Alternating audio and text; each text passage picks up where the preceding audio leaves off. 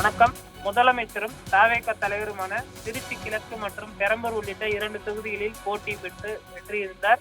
இந்த நிலையில் தற்பொழுது முதல்வராக விஜய் அவர்கள் பொறுப்பேற்றிருக்கக்கூடிய சூழலில் ஏதேனும் ஒரு தொகுதியில் மட்டுமே அவர் தொடர வேண்டும் என்ற சூழலில் பெரம்பூர் தொகுதியை தக்க வைத்து திருச்சி கிழக்கு தொகுதியை ராஜினாமா செய்திருக்கிறார்.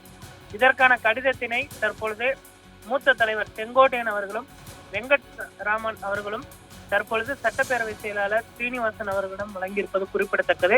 இதற்கான கடிதம் தற்பொழுது வழங்கப்பட்டிருக்கக்கூடிய நிலையில் விரைவில் திருச்சி கிழக்கு தொகுதி காலியானதாக சட்டப்பேரவை செயலாளர் அறிவிப்பார் என்றும் எதிர்பார்க்கப்படுகிறது. விரைவில் தேர்தல் ஆணையம் திருச்சி கிழக்கு தொகுதிக்கான தேர்தலை அறிவிக்கும் என்றும் எதிர்பார்க்கப்படுகிறது.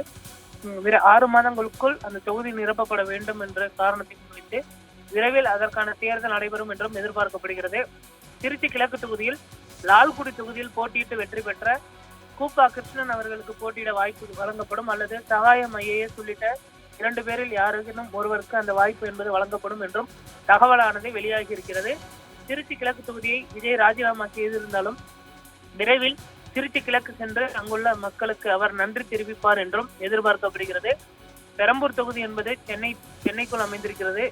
எளிதாக அந்த மக்களை அணுக முடியும் என்பதனால் பெரம்பூர் தொகுதியை தக்க வைத்து திருச்சி கிழக்கு தொகுதியை தற்பொழுது விஜய் ராஜினாமா செய்திருப்பது குறிப்பிடத்தக்கது. ஏற்கனவே 2 தொகுதிகளில் அவர் போட்டியிட்ட நிலையில் அதில் ஒரு தொகுதியை ராஜினாமா செய்திருக்கிறார்.